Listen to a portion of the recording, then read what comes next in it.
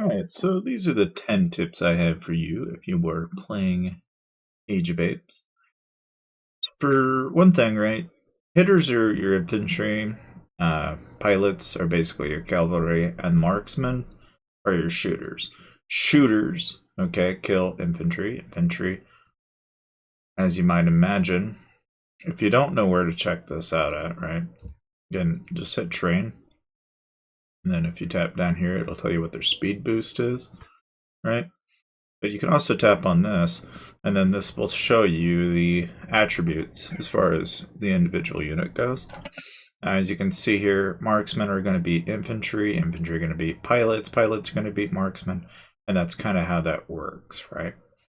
Now, the thing is, right, is, the load capacity is 11 on, say, hitters, but if you look at, like, say, the pilots, right, you'll notice that their load capacity is at 7. And if you look at the load capacity of marksmen, just like anything, this is, it doesn't take a lot to figure out. But basically, these are the lowest load, right?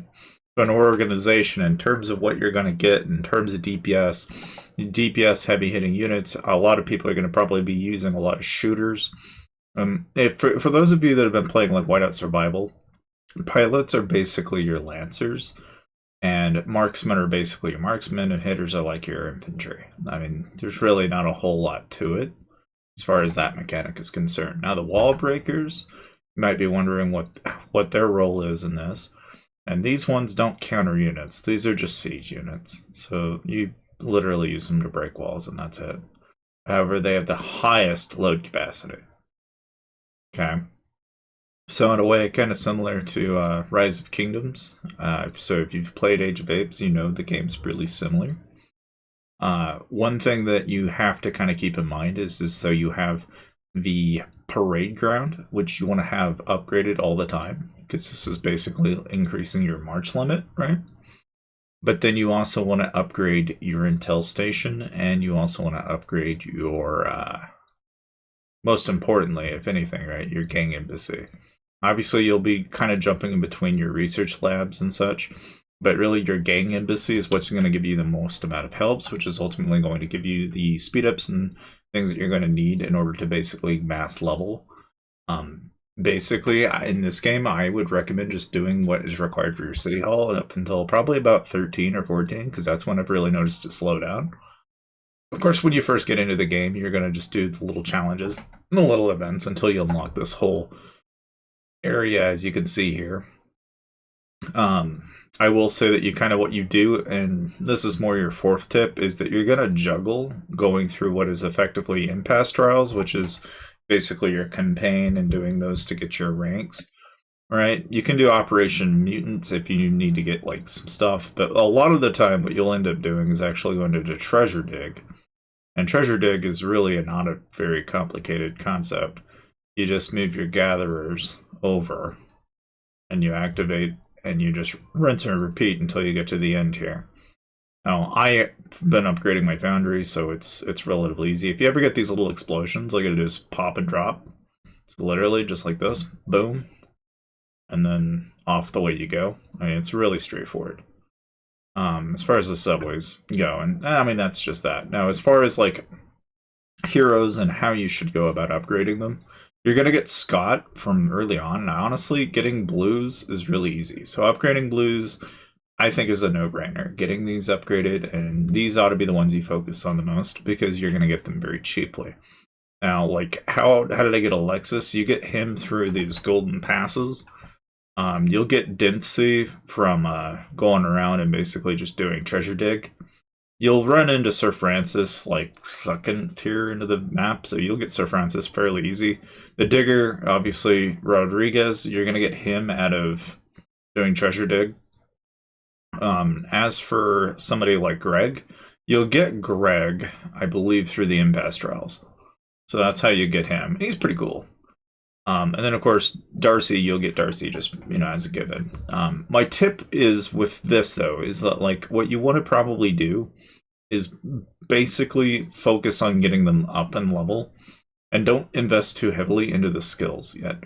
And you can upgrade their star level. There's nothing wrong with doing that and just doing an auto choose, just so that way you can get higher leveled purples and higher level blues. Because right now you're just starting out. You don't necessarily need to focus on any one thing.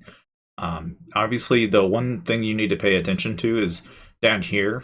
Okay, these are what their effectively their skill trees are. So, like for example, Scott is a hitter, Darcy is a pilot.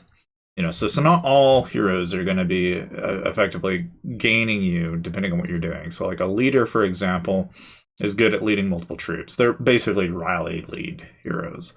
Okay, so anything that has a leader bonus on it, generally, that's what they're using it for. Gathering heroes, obviously gathering.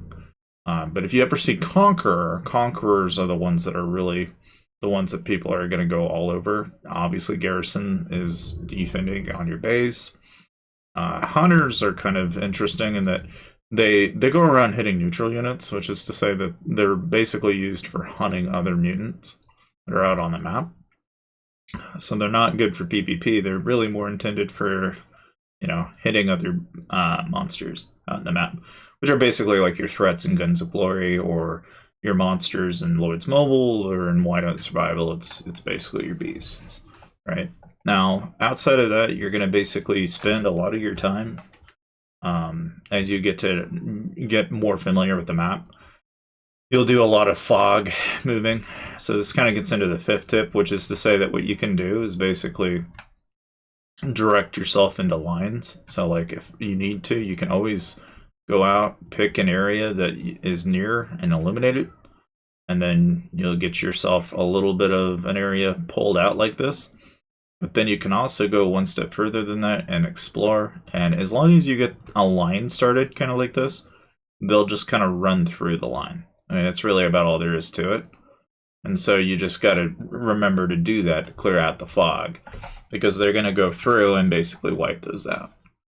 Now, as far as the sixth tip goes, I mean, running an alliance, so I'm in, right now I believe I'm in 578, I think.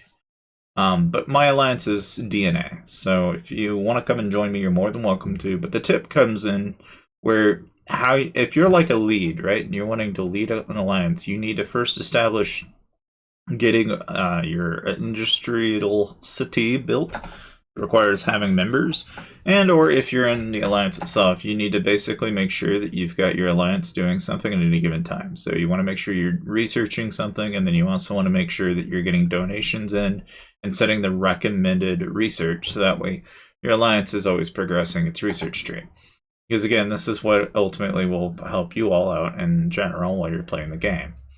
Of course, you can always go to the Develop tab and you can kind of see how you're progressing in terms of the actual score. Your status here and the 50 a day maintenance cost is also something to take into consideration. So you got to be kind of careful when you're starting out. You don't get too crazy, because if you're too tiny, you can easily lose your gang pretty quickly.